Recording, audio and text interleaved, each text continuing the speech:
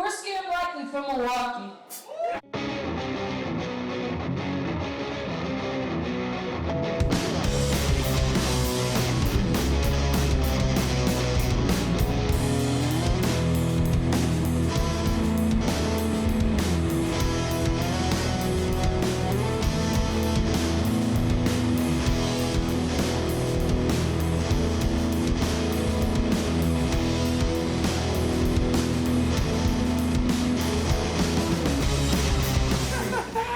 You want to hear the story of how we all met? Yep. Okay, Yes. cool.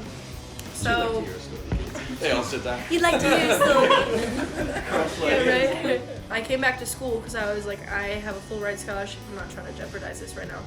So I had to change my courses. And I transferred into this class where I met Chetty.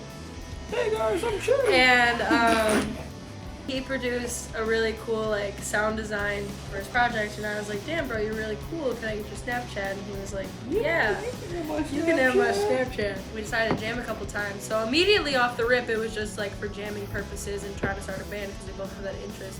And then we met Ducky. I got a DM one day from Char, and I think I just posted a picture with me and my like first guitar. Char was like, hey, I like your flow. That's the word, flow. I like your flow. And Char was like your vibe, you know? Want to come jam? So I brought me and one of my friends, Andrew Klug, and we jammed. And I remember texting them like after we had left, I was like, can I be a part of the band? And then they all responded like, this is the band. What do you mean? And then Andrew, our old drummer, he went to go abroad all of a sudden a week before tour, and that's how we met Cary. I get a call one day from a friend of mine who had helped put together our first show ever with the other band, and we had worked on music together, going to house shows all the time. He's like, hey man, I got this band, and they need a drummer ASAP. Can you do it? And I'm just like, what are you even talking about, man? Slow down, back it all up. What's going on? He's like, their drummer is MIA. He went abroad. Nobody can get a hold of him. They go on tour in a week. Can you do it? Can you fill in? Can you do it? And he's on the other line, and I'm like, okay, yeah, I'll do it. And I just said I'll do it. I got really lucky that my boss was very cool and intrigued and said, yeah, we'll get those shifts covered, don't you worry about it. We headed out on tour, played 3 or 4 shows together. After that, I think it was really smooth sailing. Me and Chetty live on this floor. Ducky lives with another one of our buddies down here. And then I live upstairs with one of my best friends. we see each other every day. Yeah. Like actually, every day. Whether we're talking about what we're going to be doing for this next album or just hanging out and then blips of talking about what we're going to do for this next album, we see each other all the fucking time. And we don't see each other, we're texting each other. Yeah, a day where I don't physically see you guys, I probably had several conversations via text throughout that day. Yeah. I think some bands, they're a little more spaced out, they've got different things going on, so like, they'll send something through and maybe only hear it a couple times before it's time to make that decision. We've heard whatever we play 50 times before we make that call, so it's like, you know if you want to do it.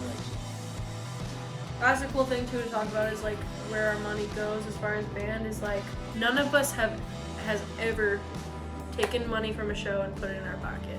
It's always been going into this band fund so we can record, travel. People will ask us after the shows like, wow, you like, what are you buying from that? And like, you must have made a lot of money. That was such a big show. And it's like, we personally don't even make any money at all from this. I make no money from this. It all goes to the band fund. An X-Ray is really like established venue. I think like sometimes people are kind of like, well, wait, why are we going on a Cudahy type vibe? And it's like, because they know what they're doing and they've got a good venue, and I'm sure it's much cheaper to operate given that's in Cudahy. So like ticket prices can be kept down and everything. And it's just a spot where you're gonna see good show after good show. They know how to run it and they've got a reputation. And I know there's some people who just know X-Ray well enough to kind of check it out based on reputation alone and just look and be like, hey, this weekend, what's going on at X-Ray? So I bring up Scam Likely and I apply the work of the band into my classes. For example, I'm taking a visual effects class right now where I'm using Photoshop and After Effects, and I've had conversations with my professor talking about how we can use that as maybe projector work during shows or something like that. Apply what you're passionate about beyond what you're doing in school and use the things that you're learning from school to work together. And so I feel very fortunate, honestly, I feel very fortunate about the UWM, PSOA, film department, all that. And some professors go to shows, and it's really cool because we're all artists. Whatever your medium is, we're all artists and we're all creating, and we should be rooting each other on. So honestly, I would say Scam Likely is motivating me to continue and pursue this degree, because without that, I really struggle just having the motivation. It is a big help to have Charlie and Chitty as well as a film minor have vision when it comes to audio video, particularly the video side of things, because it is such a big thing in music now. Like, it's a struggle. It's a hard thing for some bands who I know just kind of want to be musicians and stuff, and it's trouble. But I always say that, like, being in a band kind of is a blessing if you are like a well-rounded artist, or if you want to explore other things, because there's music in films, there's music in TV, there's music in advertisements, there's music in the background of skate videos. Music touches everything.